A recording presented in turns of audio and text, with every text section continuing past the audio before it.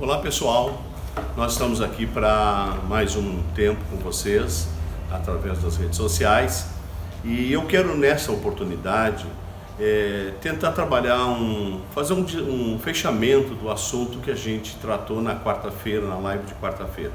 Porque durante segunda e terça-feira nós desafiamos cada irmão do Espaço Cristão a assistir uma pregação que dá um panorama geral do Apocalipse, que mostra as sessões, mostra os pilares, mostra os acontecimentos, os selos, as trombetas, os cálices da Igreja de Deus, o próprio tempo com a Igreja, as cartas da Igreja da Ásia Menor. E a gente quer com isso despertar vocês para lerem o Apocalipse, que, como diz lá o texto de 1:3, que felizes serão aqueles que leem as profecias desse livro, as revelações desse livro. Então nós sabemos que é importante que a igreja entenda que Apocalipse não é um monstro, não é um bicho de 7 cabeças, mas é um anunciar amoroso de Deus à sua igreja, de que viriam coisas terríveis sobre o mundo, mas que o Senhor está de antemão avisando a igreja e de antemão dizendo para a igreja que Ele vai estar presente, guardando a igreja. E uma das promessas claras sobre isso é quando Jesus disse que se eu não for, o outro Consolador não virá, e eis que estarei convosco todos os dias até a consumação dos séculos. Então Jesus está conosco. Então quando nós lemos, nós crescemos na nossa fé, crescemos no conhecimento de Deus, crescemos em esperança na pessoa bendita de Jesus. Então na live de quarta-feira aconteceram basicamente 2 perguntas, ninguém mais fez perguntas, porque eu creio que os irmãos dominem muito bem esse assunto, ou não querem perguntar sobre esse assunto. Então as 2 perguntas foi de uma pessoa que estava surpresa pelo fato de que os mortos ressuscitarão, não é mesmo? A gente vai falar um pouquinho disso. E também a segunda pergunta, que fala sobre a segunda chance que vai haver para a salvação. Então nós queremos trabalhar esses 2 temas para nós fechar esse assunto e tentarmos não deixar em branco, em vão, no vácuo, mas tentar, claro que vai surgir mais dúvidas e nós podemos conversar, mas aí talvez faremos isso pessoalmente ou oferecendo outras pregações no YouTube para vocês assistirem e que vão ajudar vocês a entender esse tema. Então, primeiro, irmãos, as parábolas de Jesus que falam sobre Cristo e sobre a sua vinda não trazem nenhuma possibilidade de uma segunda chance. Eu estou falando sobre segunda chance, Você pega, por exemplo, a parábola das 10 virgens, 5 subiram e 5 ficaram. Claro que ficar não se subentende que não foram salvas, mas ela é mais direta. E você pega uma série de passagens da Bíblia Sagrada que vão exemplificando, e textos do Velho Testamento, como por exemplo o próprio tempo da salvação pela arca de Noé.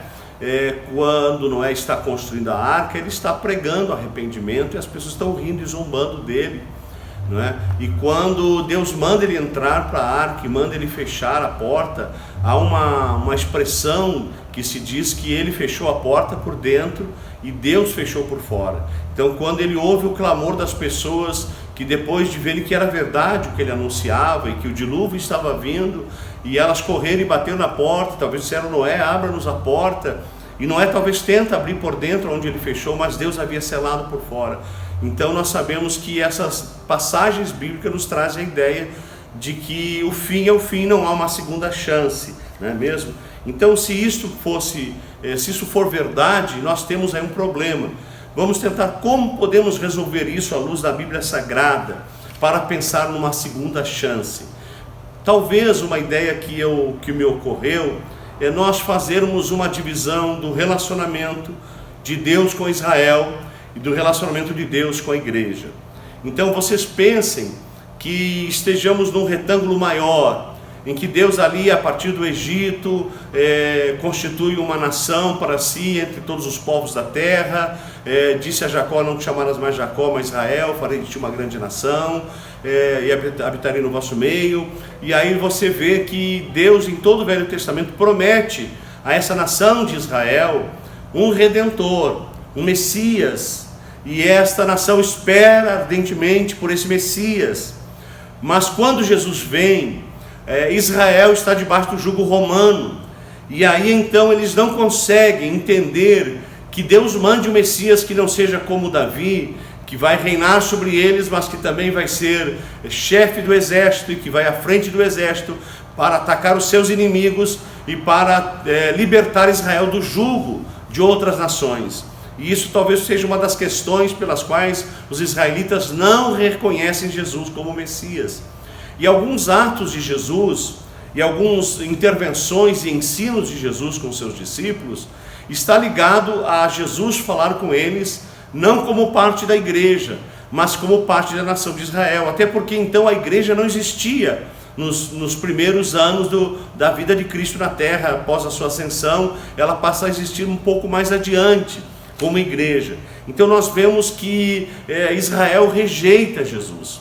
E como eu estava dizendo, fazendo um parênteses, que também Jesus trata muitas vezes com seus como israelitas, conhecedores da lei. Quando Jesus, por exemplo, está no templo com eles, diz: esse templo vai ser derribado, não ficará pedra sobre pedra. Jesus está falando, usando o templo como exemplo dele, que ficaria 3 dias e 3 noites no seio da terra e ressuscitaria, mas também está falando do juízo final. Jesus, de certa forma, fala com eles muitas vezes nesse sentido, não é mesmo? De que eles têm uma lei, têm a mentalidade, a sua formação teológica a partir do Velho Testamento, são povo judeu, povo de promessa, que tem a promessa de Deus, e Jesus trata com eles desta maneira. E talvez por isso nós não encontremos, nestas passagens de Jesus, nós não encontramos, melhor falando, Jesus falando propriamente à igreja, mas falando mais especificamente a Israel, não é mesmo? E talvez Jesus de antemão soubesse que Israel rejeitaria a ele como Messias, e então Jesus ele está tratando sempre a Israel, falando da sua segunda vinda. E quando ele trata com a igreja, ele fala do arrebatamento da igreja. Então eu tentei criar uma ideia visual para nós tentarmos explicarmos isso. E a ideia que me ocorreu é a seguinte: 2 retângulos, um retângulo maior, que conta a história de Deus e Israel, que começa no Egito e vai até a segunda volta de Jesus, e um retângulo menor, que é quando Israel rejeita Jesus como Salvador, e Jesus disse: eu vim para os que eram meus, mas os meus não me receberam, mas tantos quantos me receberem, dar-lhe-eis o poder de serem feitos filhos de Deus, a saber, por adoção em Cristo Jesus. E aí então nasce a igreja. O evangelho é pregado a todos os povos, tribos e nações, aos gentios, e nasce a igreja. Então quando Jesus começa, a partir da sua morte e ressurreição, e da sua ascensão aos céus, da sua vida terrena, institui a igreja, ele disse: as portas do inferno não prevalecerão contra ela, edificaria a sua igreja sobre ele. Começa a igreja um retângulo menor, que acaba no arrebatamento da igreja. E aí, entre o arrebatamento da igreja e a segunda vinda de Jesus, nós então sabemos que tem a grande tribulação, e acreditamos que nessa segunda parte, na grande tribulação, haverá uma chance para Israel, e acreditamos que para muitos que não foram arrebatados com a igreja, nós não podemos dizer nem que sim, nem que não, mas podemos trabalhar essa hipótese. E então o povo de Israel rejeitou Jesus, não reconheceu Jesus, mas quando for instituído o reino do anticristo, e quando houver todas as aberrações que vai vir sobre a face da terra, eles conhecendo o ensino e os princípios de Deus, eles vão dizer: não, nós não concordamos com isso. E talvez naquele momento eles vão ser chamados a negar a sua fé ou morrerem, e talvez eles resolvam morrer e ali sejam salvos a partir de um sacrifício, como aconteceu com Sadraque, Mesaque e Abidnego, e como outros que ou você rejeita o teu Deus ou morre. Talvez esta seja uma possibilidade que possa se trabalhar e se pensar, que os judeus aí vão estar vendo toda a realidade dos últimos dias, vendo as profecias ditas sobre os últimos dias, vendo, eles vão perceber que o Messias já veio, que eles não reconheceram o Messias, vão se arrepender e poderão ser salvos, mas com o sacrifício da sua própria vida. E talvez muitos cristãos, que são hoje cristãos nominais, que não estão se preparando para a segunda vinda de Cristo, talvez possam também ter essa segunda oportunidade, por que não? Mas isso são possibilidades, e quando nós tratamos do Apocalipse, há coisas que estão claras. Jesus voltará nas nuvens para buscar a sua igreja com poder e glória.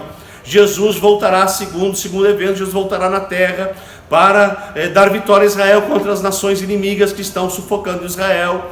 E Jesus ali vai prender Satanás, e vai haver um milênio, um governo de 1000 anos de paz sobre a terra. Então há coisas que estão claras, mas outras coisas elas dão margem a mais de uma interpretação. Por isso que o pregador diz, daquele mensagem abrangendo todo o Apocalipse, que há no mínimo 4 correntes diferentes de interpretação a respeito do Apocalipse. E essas diferenças estão basicamente se a igreja vai ser arrebatada no início da grande tribulação, no meio da grande tribulação ou no final da grande tribulação. Então basicamente esses são os pontos mais discutíveis no lermos e tentarmos interpretarmos as profecias de Apocalipse. Nós não estamos aqui para ser o profeta da verdade, dizer que nós estamos certos ou estamos errados. Nós estamos aqui para dizer que Deus, Jesus Cristo, Ele vai dar oportunidade a todos. Então, respondendo à pergunta sobre a segunda chance, então a gente acha essa possibilidade e esse desenho que eu fiz para tentar explicar que durante a grande tribulação não haverá mais a misericórdia de Deus, não haverá mais a graça de Deus. Ali vai ser um tempo de sofrimento e dor, mas alguns, por conhecerem a verdade, talvez possa haver alguma ação do Espírito Santo, porque não pode se dizer que não vai haver misericórdia, não vai haver a graça, mas que não vai haver também a ação do Espírito Santo, porque o Espírito Santo, ele atua em todo o tempo, na história. A Bíblia diz lá no início, a terra era sem forma e vazia, mas o Espírito de Deus habitava sobre a face das águas.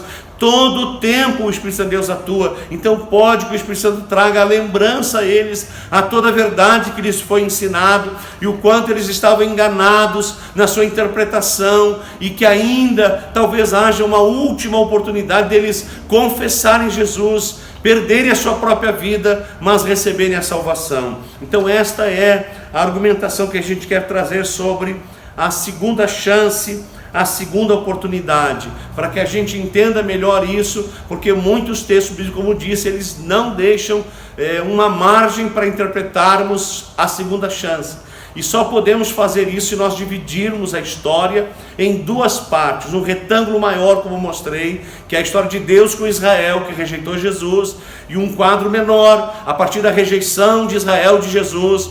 Deus prega o Evangelho a todo mundo, a toda criatura, todas as raças, tribos e nações. Aí surge a igreja, e esta igreja é arrebatada, e aí vem a grande tribulação, e talvez Israel, por ter rejeitado Jesus, passem e tenham uma segunda chance na grande tribulação de reconhecer Jesus, de se arrependerem e serem salvos. E aí, sobre a outro tema que a gente quer falar, é sobre a questão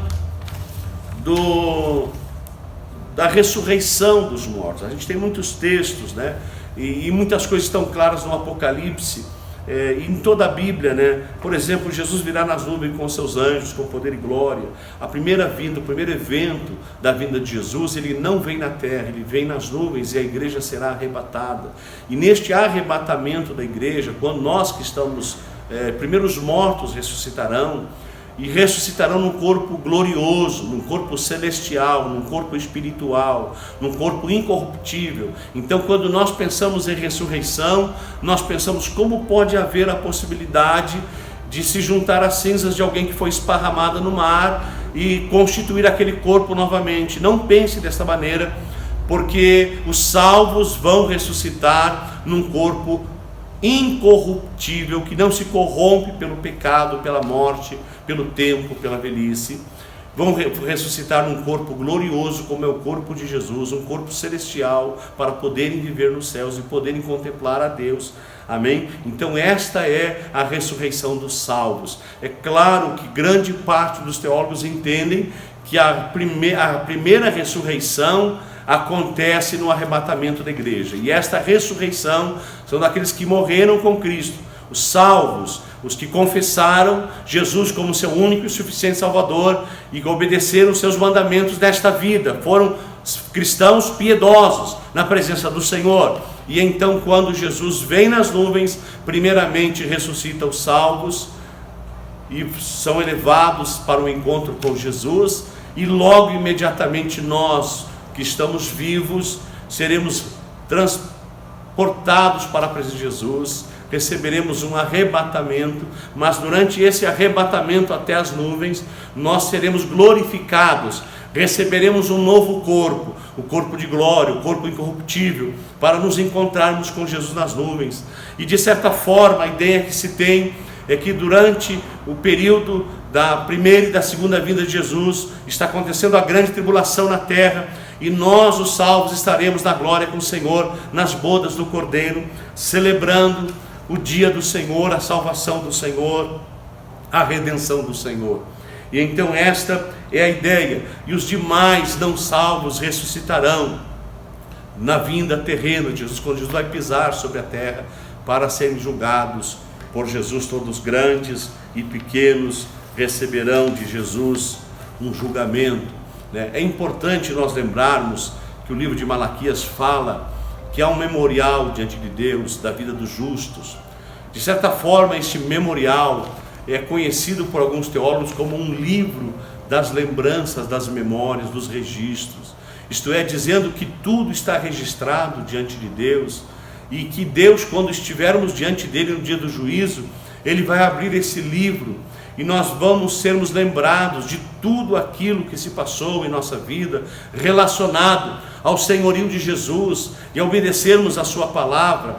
Portanto, tudo que nós fazemos nesta terra está registrado nos anais celestiais, como também todos, o próprio mar prestará conta dos seus mortos, e assim todos, as pessoas crentes ou incrédulos, estarão diante do Senhor, prestando conta da sua vida e fazendo acerto de contas com Jesus, como ele fala muito bem nas parábolas de Mateus, de Marcos, de Lucas e de João, sobre a parábola dos talentos, sobre outras parábolas, e Jesus mostra categoricamente de que ele vai pedir conta. A própria doutrina da mordomia, que nós temos pregado em nossa igreja, especialmente nos cultos de ceia, nos ajuda a entender que Deus, nós não somos donos de nada, que Deus é o soberano Deus, dono de todas as coisas. Nós somos meros administradores, mordomos, e nós somos mordomos fiéis ou infiéis.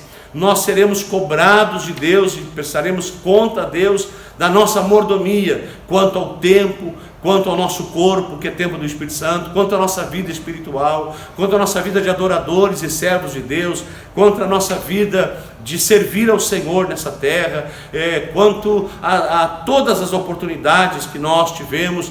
Tudo vai ser apresentado diante de nós, e nós seremos lembrados, como Jesus faz muito bem nas parábolas que ele fala sobre a vinda do Senhor da vinha, como o Senhor dos talentos voltando e pedindo contas. Exatamente isso é o que vai acontecer, e Deus está nos advertindo e nos lembrando, porque Ele nos ama, Ele ama a mim, ama a você, e Ele está dizendo com tudo isso, que nada está acontecendo alheio à sua vontade. Não, Ele está no controle, Ele é o soberano Deus que domina sobre a terra e os céus, e Ele está conduzindo todas as coisas, e guardando a sua igreja do mal, do terror que está vindo. Então nós precisamos entendermos isso, irmãos, que o Senhor é o Senhor da história, o Senhor é o Senhor do futuro, o Senhor é o Senhor da igreja, o Senhor é o Senhor daqueles que temem e obedecem a sua palavra, e Ele é Deus de amor e de misericórdia e justiça para nós, para aqueles que não receberam o Senhor.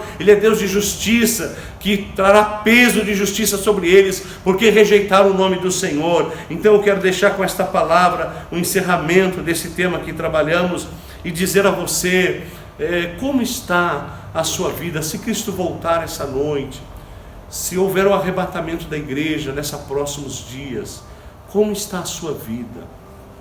Como está seu relacionamento com Deus? Seu relacionamento vertical entre você e Deus? Como você tem se apresentado diante do Senhor? Você tem amado ao Senhor? Você tem oferecido a sua vida para servir ao Senhor? Você tem limpado o seu coração, restaurado o altar do seu coração? Você tem perdoado os que lhe ofendem? Você tem tirado mágoas, ressentimentos, iras, vanglórias pessoais, justiça própria e tantas outras coisas que tentam sufocar o lugar do Espírito Santo em nosso coração. Então você está tendo, com todos esses dias difíceis, uma oportunidade de cessar isso, de encerrar isso, de acabar com isso, de preparar o seu coração para que você possa subir já quando a igreja for arrebatada e não passar pela tribulação que está prevista para esse mundo e ser guardado do sofrimento que está preparado para aqueles que rejeitaram o Senhor. Se você está me assistindo e você não é um cristão ainda, procure uma igreja evangélica. Se você está próximo de nossas igrejas, procure uma das igrejas do Espaço Cristão, participe dos cultos, entregue a tua vida a Jesus, decida ser um servo, uma serva fiel do Senhor, ler, aprender dos mandamentos de Jesus e praticá-los em tua vida, para que você seja achado entre os salvos, que o teu nome seja achado no livro da vida e o Senhor possa te dar a recompensa e o galardão eterno. Nós sabemos, irmãos, que não vale a pena nós deixarmos de vigiar, não vale a pena nós estarmos na grande tribulação, não vale a pena, porque o sofrimento será muito grande, o peso de dor será muito grande. Se é para nós nesses dias, imagina naqueles dias, irmãos, será com certeza dias de dor, dias de sofrimento, dias de peso, dias de dificuldade. Eu quero encerrar orando com você e pedindo que o Espírito Santo complete esta palavra no seu coração. Senhor Jesus, nós oramos a Ti neste momento em que nós estamos encerrando esta breve palavra, Senhor, pedindo que o Senhor fale ao coração dos Teus filhos sobre as coisas futuras. E, ó Deus, o mais importante de tudo é nós estarmos andando em Tua presença, e haverá plena paz em nosso coração, e saberemos que nós seremos guardados por Ti, de tudo que está preparado para esse mundo que voltou as costas para Ti, Senhor. Aqueles que estão desviados dos Teus caminhos, aqueles que estão na igreja, Senhor, mas são crentes nominais, não vivem uma fé genuína contigo, não confessam o Teu nome, não leem a Tua palavra, não têm uma vida piedosa, que eles possam se arrepender, Senhor, consertar a sua vida, voltar-se para Ti, encher-se do Seu Espírito e da verdade da Tua palavra. Em nome de Jesus, dá a Tua bênção a todos, é o que nós Te pedimos e nós Te agradecemos no nome santo de Jesus, para a glória de Deus o Pai, o Filho e o Espírito Santo do Senhor. Que Deus te abençoe, um dia abençoado para você, bênção sem par de Deus na tua vida. Busque ao Senhor, ore, use essa quarentena para estar na presença de Deus, fazer um tempo não de dor, mas de festa, não de tristeza, mas de alegria. E isso só vai acontecer quando você gastar mais tempo com a sua Bíblia, orando mais, ouvindo hinos, louvando ao Senhor, ouvindo boas pregações, que vai encher a sua alma da esperança do Evangelho. Deus te abençoe e até uma próxima oportunidade, no nome de Jesus.